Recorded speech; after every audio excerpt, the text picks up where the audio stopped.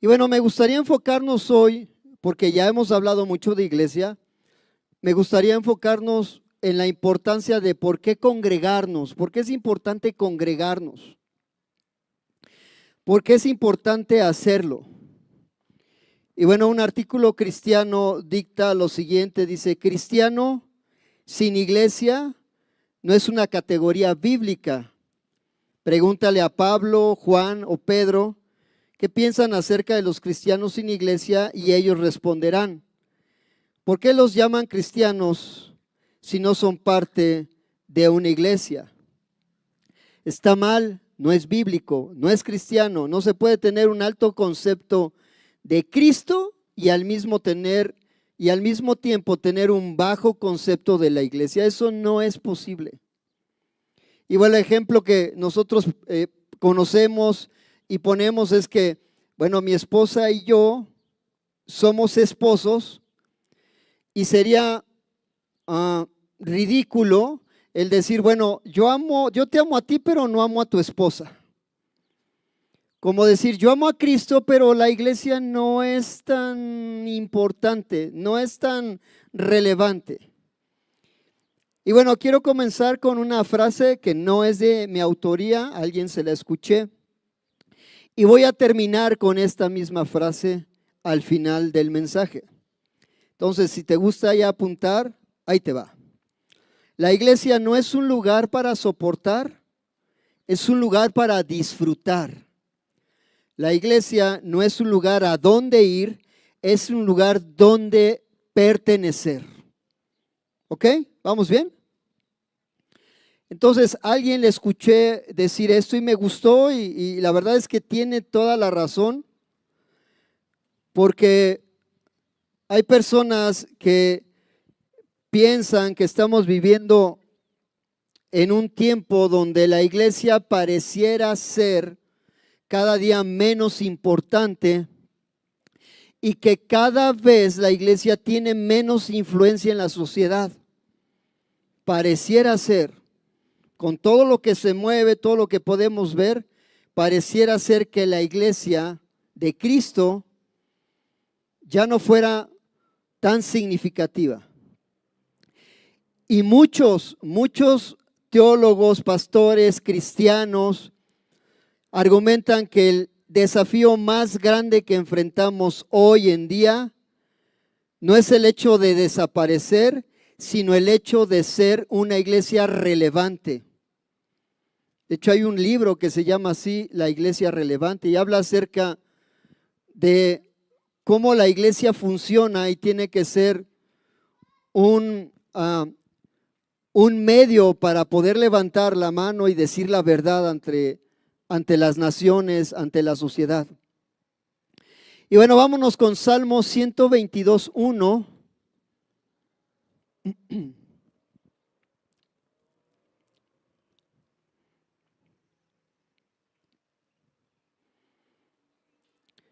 Y dice la Biblia: yo me alegraré con los que me decían, a la casa de Jehová iremos.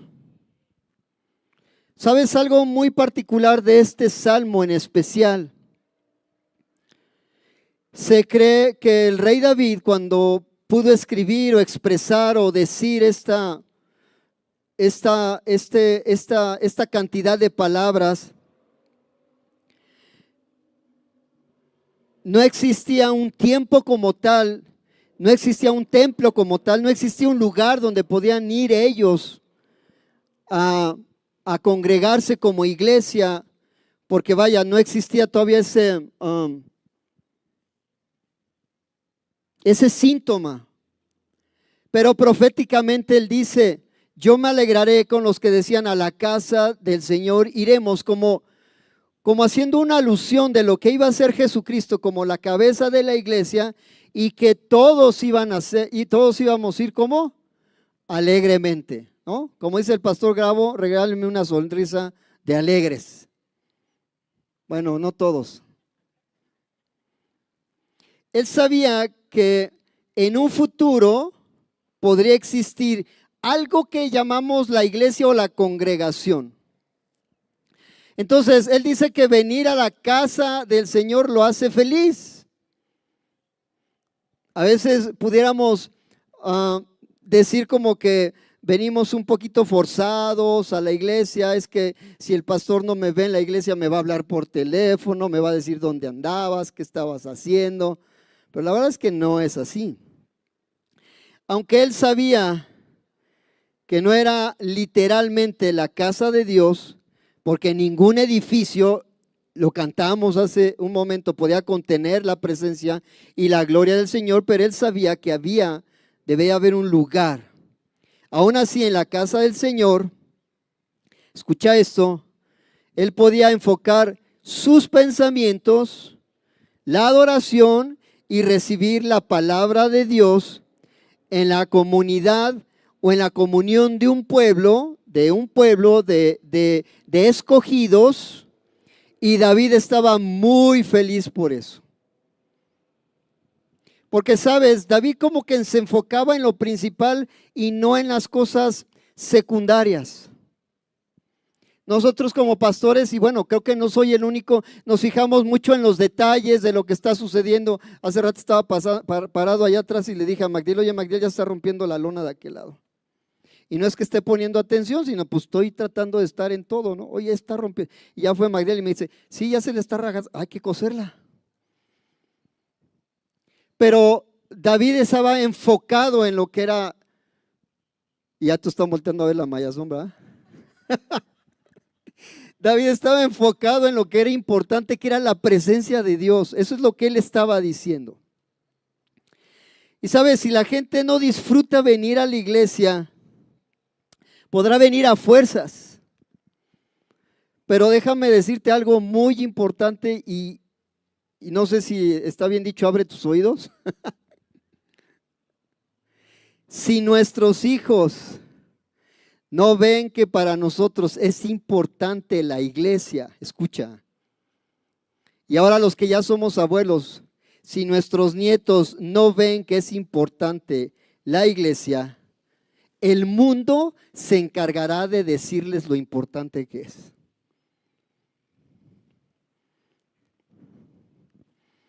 Tú tienes la opción de poder hacer que tus hijos disfruten la iglesia. Yo sé que a lo mejor cuando están en la edad de los adolescentes, todos se quejan, todo discuten, pero tráelos a fuerza. Tráelos, de veras, la bendición va a ser mucho mayor que el enojo de 2 minutos que va a tener. Y a lo mejor viene con su cara de limón agrio, no importa, tráelo a la iglesia. Y mira, hemos tenido muchos testimonios y yo me acuerdo ahora que estamos ahí viviendo otra vez en San Buena, había un joven que tocaba la guitarra y estaba involucrado en la iglesia. Y su papá un día me dijo, ¿sabes qué? Yo prefiero ver a mi hijo en la calle que verlo en la iglesia. Ah, pues adelante. No sé qué pasó de ese joven, pero estaba muy metido en la iglesia.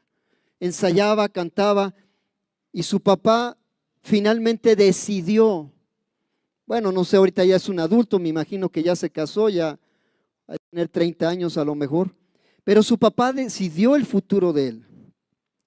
¿Cómo sabrán nuestros hijos? ¿Cómo sabrán nuestra familia? ¿Cómo sabrán nuestros amigos que la iglesia es importante para nosotros si nosotros no se lo demostramos a ellos? Y bueno, he platicado con un montón de personas y muchas de ellas me han dicho cosas como esta. Abre tus oídos. Pastor, todas las personas de la empresa buscan trabajar los domingos porque esos días son unas ventas buenísimas. Yo en cambio pido que no me enrolen los domingos para poder venir a la iglesia. Y sabes, dice, la gente me ve raro porque todos se pelean para venir el domingo, menos yo. Yo le digo a mi jefe, dame cualquier día, menos el domingo. ¡Wow! Otro más dicen, pastor, tengo invitados en mi casa desde hace algunos días. Los invité a la iglesia, decidieron no venir y les dije, ahí los dejo, está la comida en el refrigerador, me voy a mi iglesia. Órale, qué padre. Algunos más me han contado, pastor, yo jugaba fútbol los domingos. Me pagaban bien por jugar, pero desde hace tiempo decidí dejar de jugar y venir a la iglesia. Otros más me dicen, pastor, yo vendo en tianguis los días domingos y para no dejar de venir pago a alguien para que se quede encargado solamente unas horas y saliendo de la iglesia me voy a vender. Y Dios me bendice. Órale. Personas que vienen a la iglesia después de salir de su trabajo, de toda la noche trabajar, llegan, se toman un shot doble ahí con Betsa y con Vicky, vámonos, prestos para el servicio. Wow, eso es admirarse. Primero está el Señor que el descanso. Y bueno, estas personas creo que entienden la importancia de estar en la iglesia, en la presencia del Señor y no dejar de congregarse. Y sabes, este término de la nueva normalidad también tuvo sus efectos drásticos en la iglesia. Cuando por razones de salubridad de parte del gobierno, pues las iglesias tuvieron textualmente que cerrar sus puertas durante mucho tiempo a consecuencia de la pandemia. Comenzamos algunos y otros más lo hacían, utilizar redes sociales para que la gente pudiera congregarse de manera virtual. La Biblia no lo dice, pero era una necesidad que teníamos que nosotros que cubrir. Virtualmente nos vamos a congregar. Sin embargo, hay personas que nunca regresaron a congregarse físicamente. No regresaron a hacer iglesia. Prefieren estar en su casa, conectarse con el mejor pastor, con la mejor iglesia, con el mejor horario, porque también puedes escoger tu horario. Pero ya no regresaron a hacer iglesia. Vamos a ver qué dice Hebreos 10:25. Libro de Hebreos 10:25. Dice, no dejando de congregarnos como algunos tienen por costumbre, sino exhortándonos y tanto más cuando veis que aquel día se acerca. Y sabes, esto creo yo lo podemos considerar como un mero mandato de Dios. Congregarse o no hacerlo se convierte eventualmente en una costumbre. Sin embargo, el Señor nos sugiere no dejar de hacerlos para que no sea una costumbre que nos orille a estar mejor en otro lado que en nuestra iglesia. Esa es su voluntad. Sabes, algunos expertos dicen que el dejar de congregarnos es una manera segura de dar cabida al desánimo, y este desánimo empieza a enconar cuando el pueblo de Dios no se exhorta unos a otros. Porque este sería un fin principal, exhortándonos unos a otros, orar unos por otros, platicar unos por otros, la comunión en la iglesia. ¿Sabes? Nuestra motivación principal para el compañerismo debería ser obedecer a Dios y dar a otros de lo que Dios nos ha dado. ¿Quién somos nosotros para evitar que una palabra de bendición pueda ser dada a alguien y cambie rotundamente su vida? ¿Quién somos nosotros para no orar por un enfermo terminal y que éste pueda cambiar el rumbo de su destino en el cielo o en otro lugar? Podemos ir a la iglesia buscando alentar a otros a no darse por vencidos ante una oleada de desánimo. Claro, los cristianos se desaniman, sí lo hacen. No significa que nos quedemos ahí, pero sí hay desánimo de repente. Salmo 133:1, todo mundo se lo sabe, este salmo, a lo mejor no de memoria, pero sabes que dice, mirad cuán bueno y cuán hermoso Delicioso es habitar los hermanos juntos en armonía. Y sabes, cuando leí este salmo, me enfoqué en estas dos palabras, habitar y hermanos. Y habitar, busqué la definición y habla acerca de permanecer, permanencia. Habitar igual a permanecer. El rey David comienza este salmo diciéndonos que hay algo bueno y delicioso en este planeta y es habitar los hermanos juntos en armonía. Y saben, los que saben de música saben que la armonía es algo complicado. Ponerse de acuerdo todos los músicos para que estén en el mismo tono, al mismo ritmo y generen una armonía para que no se oiga así como raro, es algo difícil. Pero tenemos hermanos que cantan en la, en re, en sol, fa, de todo. Y tratamos de hacer una armonía. La palabra habitar resuena mucho cuando aparece en el Salmo 91 que dice, el que habita al abrigo del Altísimo morará bajo la sombra del Omnipotente. ¿Sabes? Yo hago énfasis aquí en esto que dice, el que habita, no el que visita. El que habita tiene derechos que el visitante no tiene. Si tú vas a mi casa, eres visitante y tienes derechos de visita. Es decir, no puedes ir a mi recámara a dormirte, no puedes ir al refrigerador y abrirlo. No puedes, sin mi permiso, claro. Pero si soy habitante, tengo el derecho de entrar al refrigerador, de entrar a cualquier lugar, porque habito ahí. ¿Sabes? Todos somos habitantes en esta iglesia. El que habita. Salmo 133 menciona también la palabra hermanos. Y vámonos a Romanos 12:14.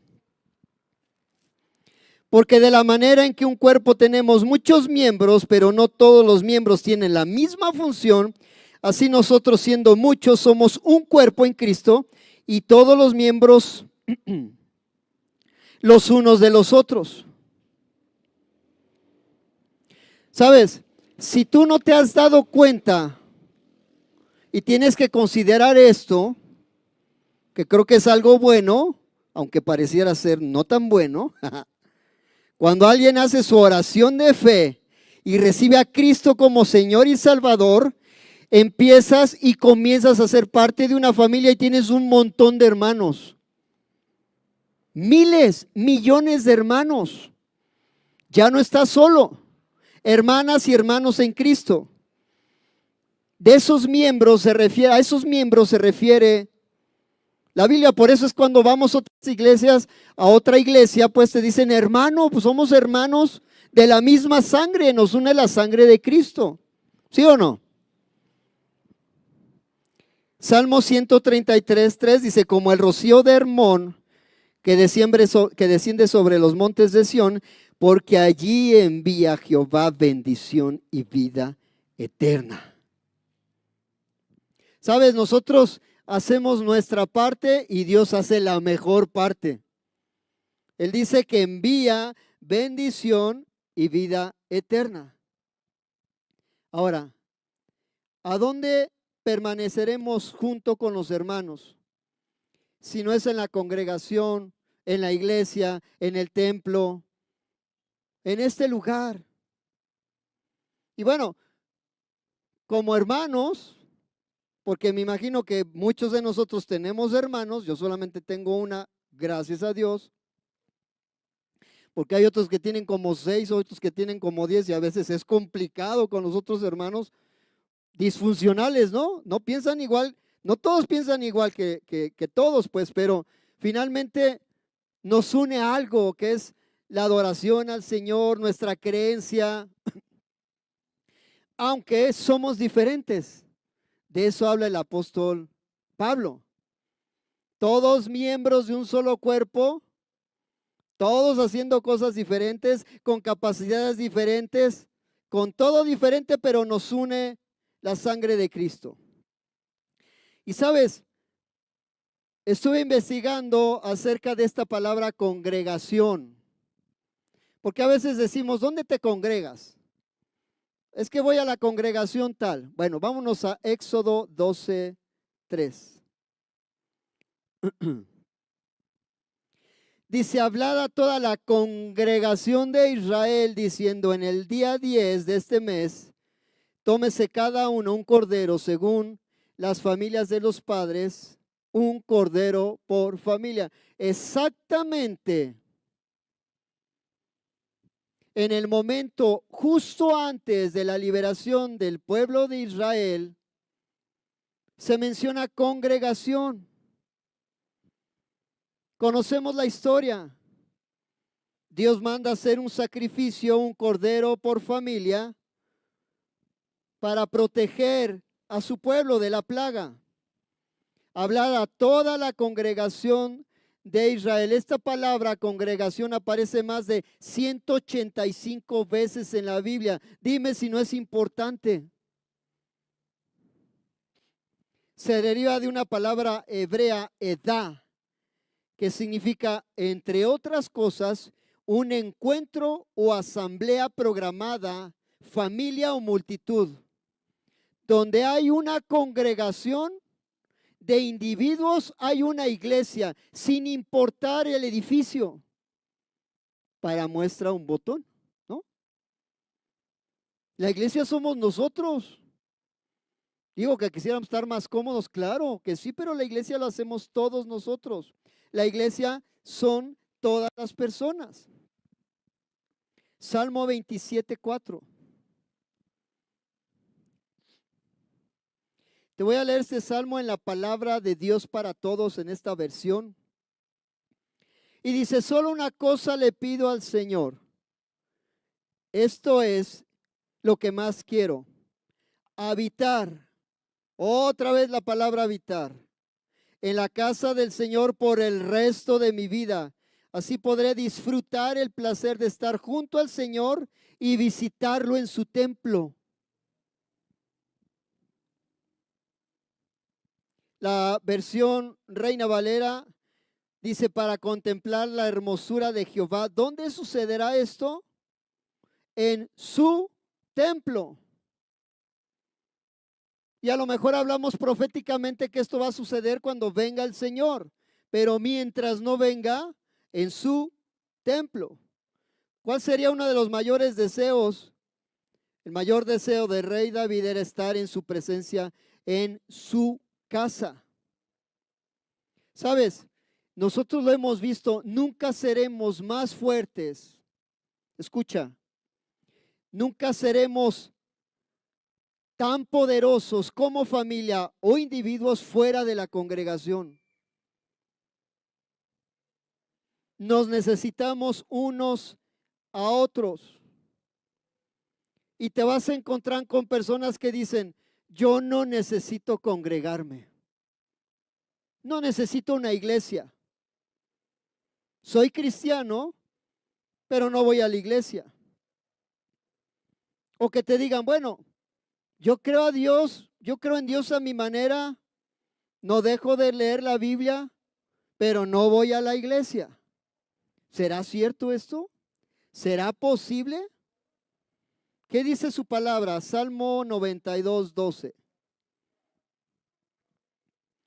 Dice, el justo florecerá como la palmera, crecerá como cedro en el Líbano, plantados en la casa de Jehová, en los atrios de nuestro Dios, florecerán. ¿Dónde? Plantados en la casa de Él. Vamos a tratar de explicar brevemente esto. Dice la Biblia unos versos atrás que los impíos tienen su temporada de florecimiento, según el verso 7. Pero dice que el justo, como la palmera, florecerá, que siempre estará verde. El impío debería de entender que este mundo proveerá lo mejor que ellos puedan experimentar. Y el justo debe de saber que el mundo provee lo peor que ellos pueden experimentar. Hay una parte antagónica. Los cedros del Líbano eran conocidos por su tamaño, durabilidad, belleza y por su utilidad. 4 características, escucha: tamaño, durabilidad, belleza y utilidad. Las bendiciones que podemos encontrar en el templo del Señor son las mismas, tienen las mismas características, y es para los justos, para nosotros que vivimos en su casa, que estamos en su casa. ¿Dónde sucederá esto? En su casa, bajo su presencia. El lugar donde el creyente sea plantado, donde continuamente florece y da fruto, crece. De nada sirve que seamos plantados y nos quedemos enanos, sin desarrollo, sin fruto. Salmo 94:14. Perdón, 92:14. ¿Quién es de la tercera edad aquí? Felicidades. Bien. No, tercera edad son 60 ahorita.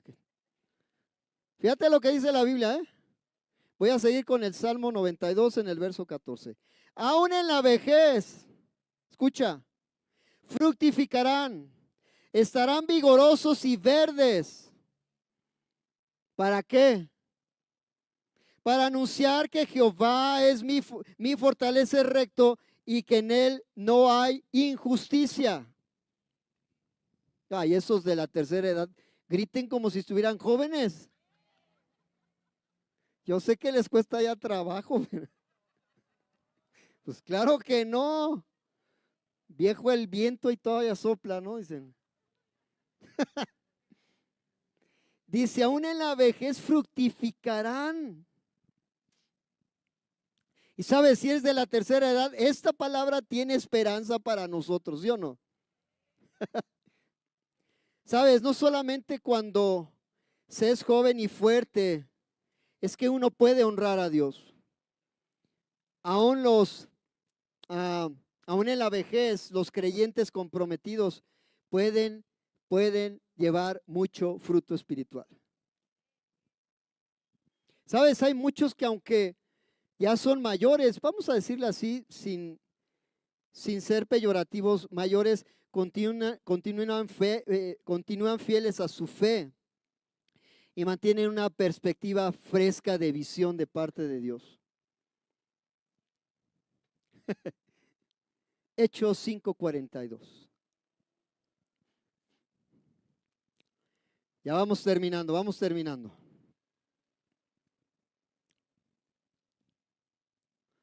¿Cómo empieza ese verso? Dice, y todos, ¿ya lo tienes?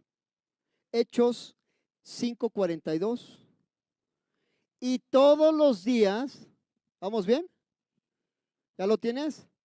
Y todos los días, ¿en dónde?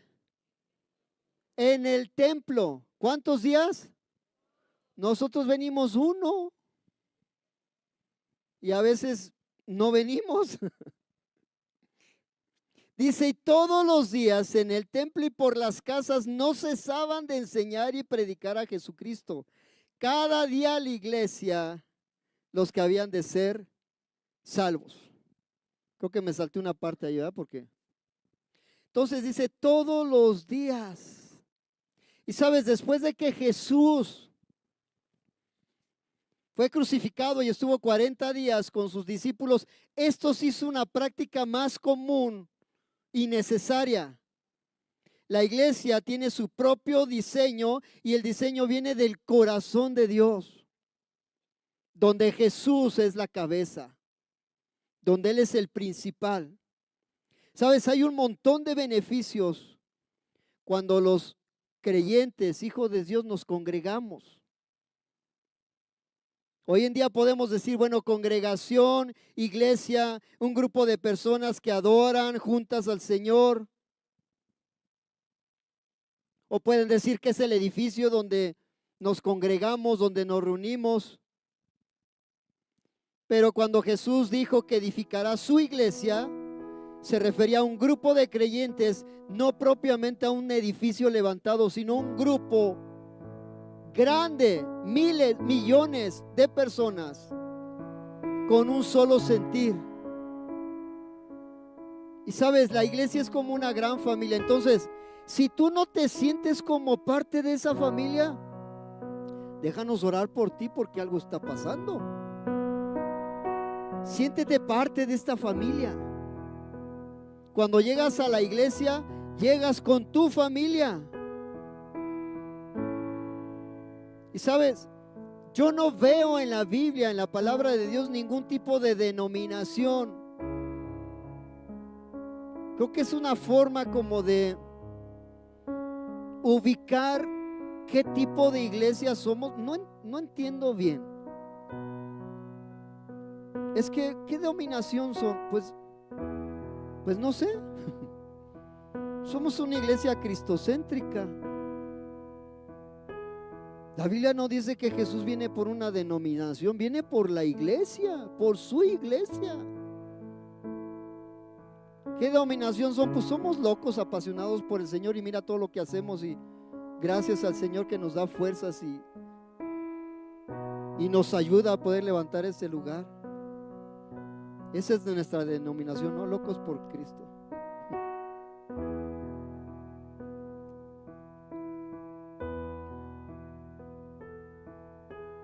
Hay un doctor que escribe algunos artículos interesantes. Dice: una iglesia es un grupo de personas que han sido llamadas del pecado y de la incredulidad a la fe en Jesús.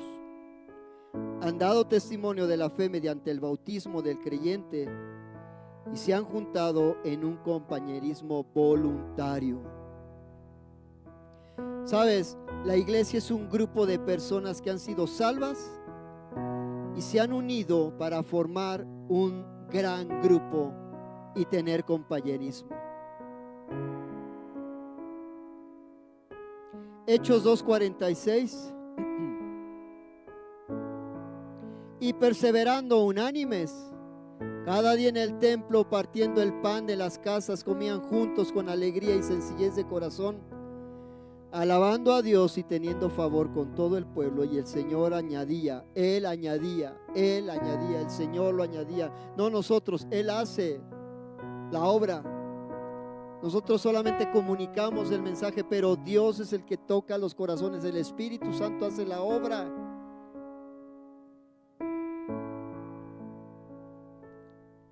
¿Sabes? La primera iglesia cristiana se cree que era aquella que estaba fundamentada en esa doctrina, enseñando los apóstoles directamente, aprendiendo de ellos.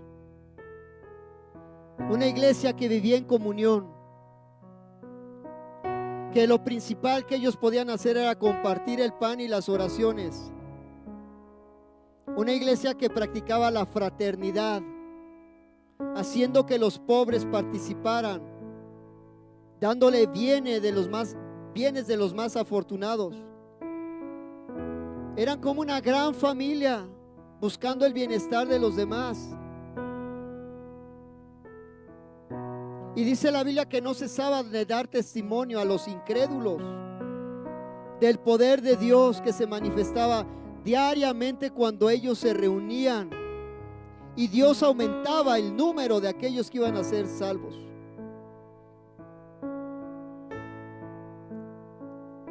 Y sabes, me gustaría enfocarme en el privilegio que tenemos de poder estar reunidos hoy y todos los domingos. Estaba escuchando algunas reseñas históricas. Y bueno, recordemos que en la antigüedad hubo persecuciones a la iglesia primitiva. Muchos cristianos fueron muertos en su fe, padecieron. Déjame hablarte un poquito de historia, un poquito más para acá. Hubo 2 siglos con la peor persecución que ha habido en contra del cristianismo. En el año 64 después de Cristo, con el emperador Nerón, un hombre perverso.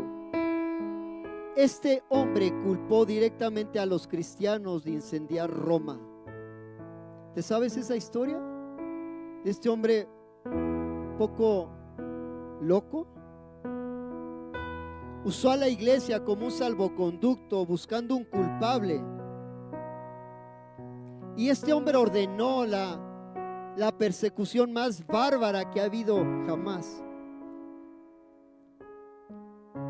Nunca antes se había visto algo en contra de un grupo en particular, y fue en contra de los cristianos.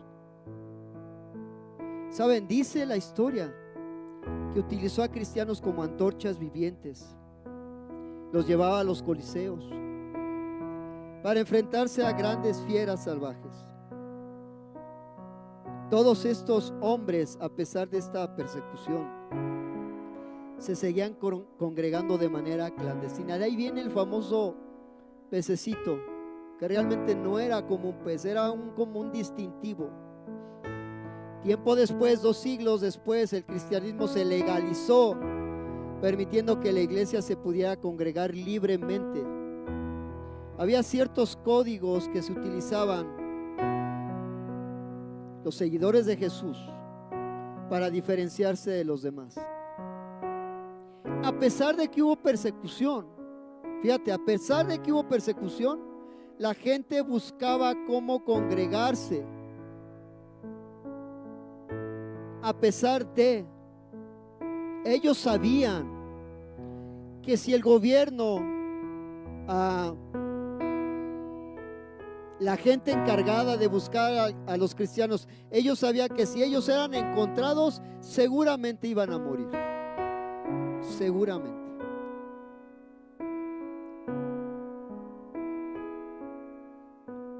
Hoy en día podemos hacerlo libremente. La verdad es que aquí, ahorita lo podemos hacer libremente.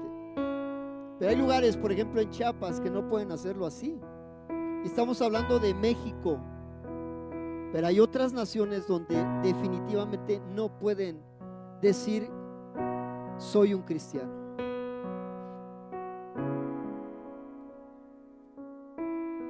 Existe una estadística que dice que 105,000 cristianos mueren por su fe actualmente al año. 105,000 personas. Sabes, en este momento hay personas arriesgando su vida por estar en una iglesia.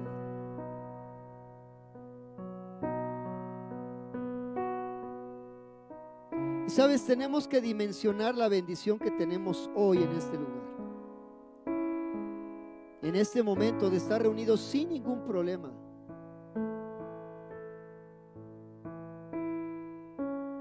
Y por qué no decir, es una gran bendición vivir en este país. Y sabes, el hecho de no congregarnos, la Biblia no lo dice como una sugerencia, ni siquiera lo dice como un buen consejo. Debemos entender que es la voluntad de Dios, es la respuesta de cualquier persona nacida de nuevo, formar parte de una familia y una iglesia. Hebreos 10:23, vámonos a nuestro último, casi, todavía me falta. Mantengámonos firmes sin fluctuar la profesión de nuestra esperanza, porque fiel es el que prometió, considerándonos unos a otros para estimularnos al amor y a las buenas obras, no dejando de congregarnos como algunos tienen por costumbre, sino exhortándonos tanto más cuando veis que aquel día se acerca. Sabes, esto nos hace ver también que en algún momento va a haber una gran concentración de todos los cristianos en todo el planeta. ¿Cómo podríamos experimentar el amor si no es en la iglesia?